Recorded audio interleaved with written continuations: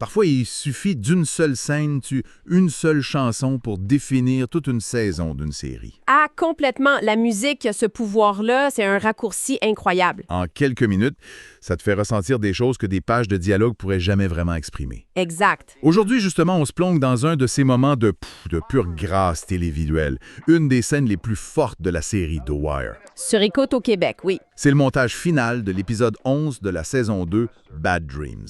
C'est là qu'une complainte grecque, mais déchirante, effigée, vient sceller le destin d'un personnage. Et c'est là-dessus qu'on va se pencher. Notre mission, c'est de comprendre pourquoi ce choix-là, qui a l'air à première vue complètement décalé pour une série sur Baltimore. Oui, on se demande ce que ça fait là. C'est en fait un coup de génie. C'est pas juste un choix esthétique.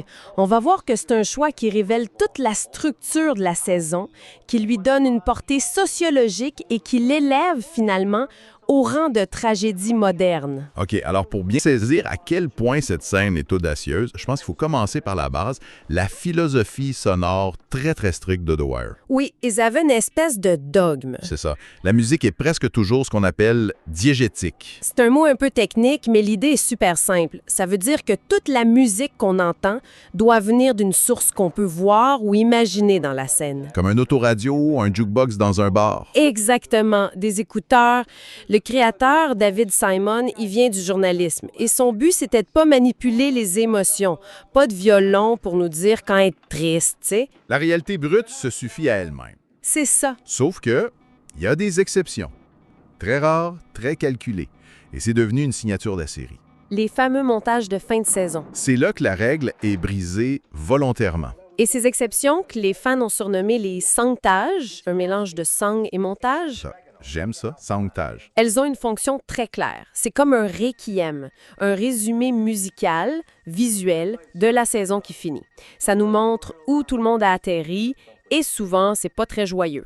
Ça souligne le côté cyclique des problèmes. C'est souvent assez amer comme conclusion. Toujours. Mais alors, voilà ce qui rend la scène avec Effigé si spéciale. Elle brise la règle, oui, mais elle brise aussi la règle de l'exception. Comment ça? Elle n'arrive pas dans le dernier épisode de la saison. Ah oui, c'est vrai. Elle arrive dans l'avant-dernier. C'est une anomalie dans la structure même de la série. Et ça, c'est un signal hyper puissant. En plaçant le montage là, ils font pas un résumé, ils annoncent une sentence. Un point de non-retour. Exact. Ils nous disent que la tragédie est maintenant inévitable. Il y a un fan qui a super bien résumé ça sur un forum. Il disait « Tu sais que quand une chanson joue dans The Wire et que tu vois pas d'où elle vient, les choses sérieuses vont commencer. » Et ces choses sérieuses, elles prennent racine dans le décor de la saison 2, une saison qui a pas mal déconcerté les gens à l'époque. Ah oui, c'est un virage à 180 degrés. On quittait les gangs de rue de la saison 1. Pour atterrir sur les quais de Baltimore, on suit le quotidien des Dockers, une communauté surtout polono-américaine, leurs syndicats. C'est vraiment un monde en voie de disparition qu'on nous montre. Un monde de col bleu, de fierté ouvrière. Qui se fait manger par la mondialisation. C'est exactement ça. Et le personnage central de tout ça, c'est Frank Sobotka, le trésorier du syndicat. Ah, Frank Sobotka. Quel personnage! C'est le cœur tragique de la saison. C'est un leader syndical passionné, mais tellement tourmenté. Il voit le monde de son père s'écrouler devant lui. Les jobs disparaissent, le politique s'en fout. Il y a cette réplique de son frère qui dit tout. C'est d'une tristesse. Il dit « Nous avions l'habitude de fabriquer des choses dans ce pays. » On sent tout le poids de la dignité perdue. Et c'est ce désespoir qui le pousse à faire un pacte avec le diable, une alliance faustienne. Pour essayer de sauver son syndicat. Oui, pour ça, il commence à s'associer à un cartel international très discret mais mortel qu'on connaît juste sous le nom de The Greeks, les Grecs. Et là, le contraste avec la saison 1 est frappant. Les gangs de Barksdale étaient très locaux. Oui, très ancrés dans leur territoire. Les Grecs, c'est autre chose. Complètement. Eux, ils incarnent un capitalisme transnational, sans âme, sans attache. Ils contrôlent pas un coin de rue, ils contrôlent des chaînes d'approvisionnement mondiales. Ils sont invisibles, presque des fantômes. C'est la force froide de la mondialisation qui frappe de plein fouet la communauté des dockers. Et la collision est inévitable. Ce qui m'amène à la question, pourquoi une musique grecque si spécifique pour la chute d'un syndicaliste polonais à Baltimore? Ça peut pas être un hasard. C'est la question clé et la réponse est fascinante. Ça nous mène directement au scénariste de l'épisode, qui est aussi un des producteurs principaux de la série, George Pelecanos. Ah, Et Pelecanos est un grand romancier et il est gréco-américain. voilà. Voilà la pièce manquante. Ce n'est pas juste un choix thématique, c'est presque personnel. C'est une signature. Son héritage grec est super important dans ses romans. C'est lui qui a créé le cartel des Grecs. Et surtout, il a une connaissance intime, passionnée de la musique grecque. Il n'a pas juste tapé « chanson triste grecque » sur Google, tu sais. Non, c'est clair. Il a choisi des morceaux avec une précision, une authenticité que les spectateurs d'origine grecque ont tout de suite reconnu. C'est ce niveau de détail qui change tout. Parlons de l'artiste alors. Stellios Kazantzidis. C'est lui qui chante « Effigé, effigé ». En Grèce, c'est pas juste un chanteur, c'est une icône. C'est la voix d'un peuple. Kazantzidis, c'est la plus grande star du laïko, qui veut dire musique du peuple. Pour comprendre sa voix, il faut connaître sa vie. C'est un enfant de réfugié grec d'Anatolie, chassé de la Turquie. Il a grandi dans la pauvreté la plus totale. Sa voix est donc littéralement façonnée par l'exil, le déracinement. Exactement. Et le drame continue. Son père, qui était militant communiste et syndicaliste, a été torturé à mort par des milices d'extrême droite pendant la guerre civile. C'est terrible. Toute cette violence, cette injustice, c'est le matériau de son art. Un compositeur a dit que sa voix était faite pour exprimer l'angoisse. Il chante la douleur de l'immigrant, la solitude de l'ouvrier. Un syndicaliste assassiné. Le parallèle avec Frank Sobotka c'est vertigineux. La voix de Kazantzidis, c'est comme le fantôme qui chante pour Sobotka avant même sa mort. C'est un pont émotionnel et sociologique incroyable. La chanson connecte le sort des Grecs déracinés de l'après-guerre à celui des dockers de Baltimore déclassés. C'est la même histoire de fierté bafouée, de travail qui paye plus. La langue est différente, mais la douleur, elle, est universelle. Et la chanson elle-même, Effigé, effigé, ça veut dire « Elle est partie, elle est partie ». Pourtant, les paroles, à première vue, c'est une complainte amoureuse, non? Un homme abandonné qui se lamente sur ses nombreuses erreurs. C'est ça. Et c'est là qu'on touche à un procédé super puissant, la dissonance lyrique. Le texte parle d'une peine de cœur, mais à l'écran, on voit le démantèlement d'une opération criminelle et la marche funèbre de Frank Sobotka. Mais si on lit les paroles de façon métaphorique, tout devient clair. La perte pour Sobotka, c'est pas une femme, c'est son homme, son intégrité, son syndicat. C'est son monde qui est parti. Exactement. Ses nombreuses erreurs, c'est son pacte avec les criminels. Quand Kazantzidis chante « J'ai un fer rouge dans le cœur », c'est Frank Sobotka qui parle. C'est sa confession finale. La dissonance n'est qu'apparente. Et le montage visuel, c'est d'une précision chirurgicale. La scène commence avec les Grecs qui soupent, calmes. Oui, et c'est d'une froideur terrifiante. C'est pas une gang en panique, c'est un conseil d'administration qui ferme une filiale. La musique pleure pas sur eux, elle pleure sur la mort qu'ils laissent derrière. Et derrière eux, ils laissent la trahison. On voit le moment où Sobotka est trahi par un agent du FBI corrompu. Il y a ce plan sur le fax qui sort lentement de la machine dans le bureau des Grecs.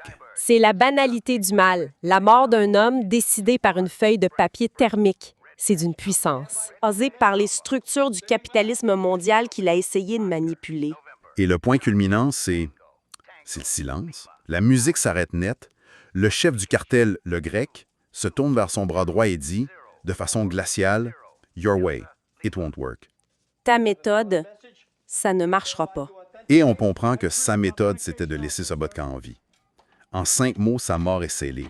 C'est d'une brutalité. Et si on prend encore plus de recul, on réalise que toute la saison est construite comme une tragédie grecque antique. Ah oui? Comment ça? On n'est pas dans Sophocle, mettons. Non, mais les mécanismes sont là. Premièrement, l'amartia, l'erreur fatale du héros. Pour ce podcast, c'est de s'allier au crime même s'il pense le faire pour de bonnes raisons. Et c'est ça le pire, il le sait. Il a cette réplique où il dit « Je savais que j'avais tort, mais dans ma tête, je pensais avoir tort pour les bonnes raisons. » C'est la définition du héros tragique. Il n'est ni tout bon ni tout mauvais, et son erreur vient de son hubris, son orgueil démesuré, sa croyance qu'il peut contrôler des forces qui le dépassent. Qu'il peut nager avec les requins sans se faire manger. Exactement. Et finalement, dans ce dispositif, la chanson de Kazantzidis, Efige, elle joue le rôle du chœur antique. Le char. Oui, le groupe qui commente l'action, qui exprime les angoisses et qui pleure le destin inévitable du héros. La chanson, c'est littéralement la voix de la fatalité. Et pour couronner le tout, la série nous donne une dernière ironie. Le coup de grâce. On apprend que le grec, le grand patron, n'est même pas grec. c'est le sommet de l'ironie, c'est une façade. Le vrai ennemi, c'est pas la mafia grecque, c'est le capitalisme mondialisé lui-même, fluide, apatride, sans visage. Et le fait qu'une musique si profondément grecque serve de bande-son à la fuite d'un imposteur, c'est d'une cruauté narrative absolument brillante. C'est génial! Alors, en résumé, Épiphage. Épiphage dans The Wire, c'est pas juste une bonne toune de fond, Non, c'est le cœur thématique de toute la saison. c'est la clé de voûte qui transforme un drame policier sur les docks en une tragédie universelle sur la chute de la classe ouvrière. Et ce qui est le plus fou, c'est de voir comment la voix de Kazantzidis traverse la langue. On comprend peut-être pas les mots, mais l'émotion brute, la douleur, le regret, la fatalité. C'est un langage universel. On n'a pas besoin de sous-titres pour savoir que c'est la fin. C'est la preuve que l'art, quand c'est aussi viscéral, ça communique bien au-delà des mots. Tellement. On pourrait peut-être laisser notre auditoire avec cette idée en confiant la marche funèbre d'un syndicaliste polono-américain de Baltimore à la voix d'un réfugié grec qui a chanté toute sa vie pour les exilés et les opprimés. La série suggère quelque chose de vraiment profond. Que peu importe la langue, la culture, le continent, le chant des vaincus, des laissés pour compte de l'histoire, Porte finalement toujours la même mélodie. Une mélodie à la fois unique dans sa souffrance et tragiquement universelle. Alors, le document qu'on explore ensemble aujourd'hui s'appelle « Le fantôme dans la playlist ». Juste avec le titre, on sent déjà que ça va bien au-delà d'une simple liste de tunes, hein? C'est carrément une enquête numérique, puis on plonge dedans tout de suite. Bon, à première vue, ça a l'air de quoi? Ben, d'une playlist Spotify. Rien de plus normal, on se dirait. Le genre de truc qu'on se met dans les oreilles en attendant l'autobus. Mais, comme on s'en doute, les apparences sont pas mal trompeuses ici. Parce que, voilà le punch. Cette playlist-là, elle n'est pas faite pour nos oreilles. Pas du tout. C'est un message codé. Alors la question qui tue, c'est comment on fait pour la lire? Puis ce tableau-là, il résume super bien comment ça change complètement la donne. Pour une playlist normale, le but, c'est d'écouter de la musique. On cherche une ambiance, un style, mais avec cette playlist-là, oubliez ça. Le but, c'est de lire un message. La cohérence, c'est plus son, c'est la grammaire. Fini l'écoute passive, là, on devient un détective. L'interface Spotify devient le message lui-même. C'est un détournement total de l'outil. OK, première section, un fantôme dans la machine. Pour décortiquer ce message, on doit d'abord comprendre la technique qui est derrière tout ça. L'art de la stéganographie numérique. Bon, la stéganographie, c'est quoi ça? C'est pas si compliqué. La cryptographie, c'est comme écrire une lettre dans un code secret. Si quelqu'un l'intercepte, il voit bien qu'il y a un message, mais ne peut pas le lire. La stéganographie, c'est différent. C'est comme cacher la lettre au complet dans le double fond d'une valise. Le but, c'est que personne ne se doute même qu'il y a une communication. Et ce qui est complètement fou ici, c'est la contrainte que le créateur s'est imposée. Il ou elle peut seulement utiliser des titres de chansons qui existent déjà. Pensez-y 2 secondes. C'est comme une sorte de oulipo numérique, une règle du jeu hyper stricte qui demande une ingéniosité incroyable. Là, on a une formule mathématique, mais pas de panique, pas besoin de sortir la calculatrice.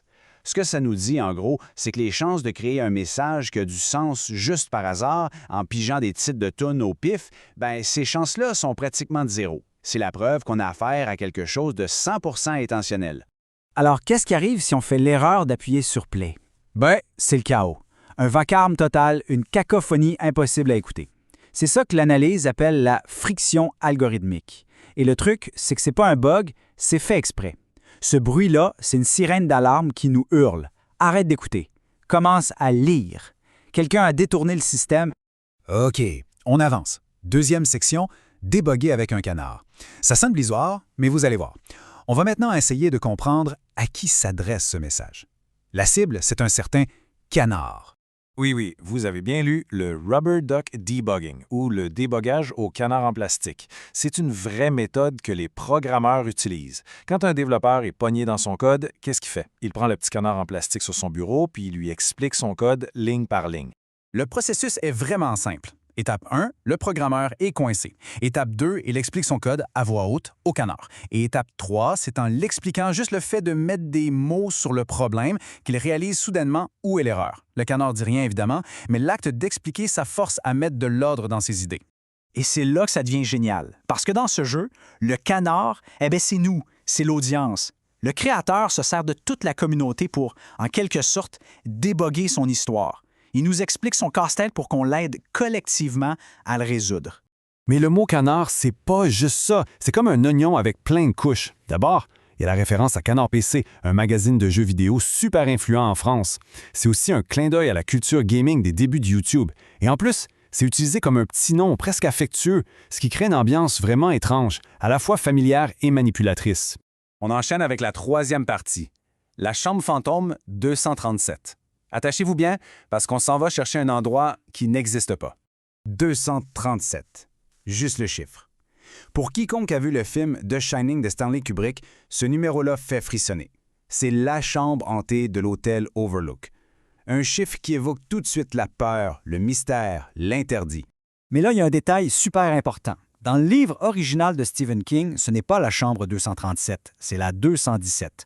C'est Kubrick qui a changé le numéro pour son film. Et la question, c'est pourquoi ce changement?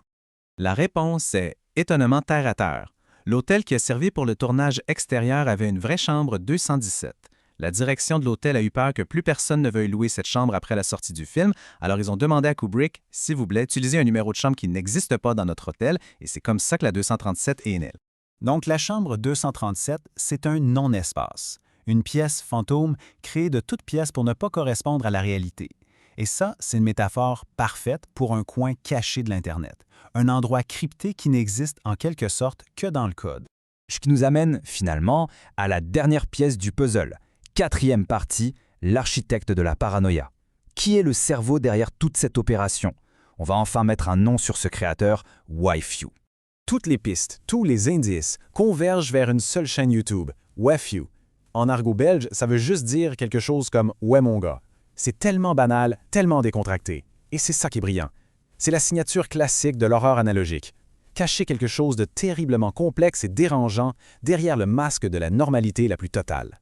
Et pour être sûr de nous garder accrochés, le créateur utilise des trucs psychologiques assez puissants. Le premier, c'est l'effet Zeigarnik. En gros, notre cerveau est programmé pour se souvenir bien mieux des choses qu'on n'a pas terminées. Une question sans réponse, ça nous chicote. Chaque énigme devient une démangeaison dans le cerveau qu'on doit absolument gratter. Le deuxième outil, c'est l'apophénie. C'est la tendance qu'on a tous à voir des connexions, des patterns, même là où il n'y en a pas. Le jeu est conçu pour nous pousser là-dedans, pour nous encourager à développer une sorte de paranoïa constructive. On se met à analyser chaque pixel, chaque mot en se disant « c'est sûrement un indice ». Et c'est ça le coup de génie final. Les puzzles sont faits pour être trop durs pour une seule personne. C'est impossible de résoudre ça tout seul dans son coin. Le créateur, en fait, ne teste pas l'intelligence d'un individu. Il force la naissance d'une intelligence collective. Il nous oblige à travailler ensemble pour que la communauté devienne un seul et même grand cerveau enquêteur. Alors, ça nous laisse avec une dernière grosse question. Dans un monde numérique où tout est si éphémère, où une playlist peut être effacée, qu'est-ce qui est le plus réel? Est-ce que c'est le jeu, l'œuvre originale qui peut disparaître en un clic, ou est-ce que c'est l'enquête de la communauté? Toutes ces discussions, ces théories, qui finissent par devenir la seule trace permanente que cette chose a un jour existé. You happy now, bitch? You happy now, bitch? You happy now, bitch? Happy now, you bitch?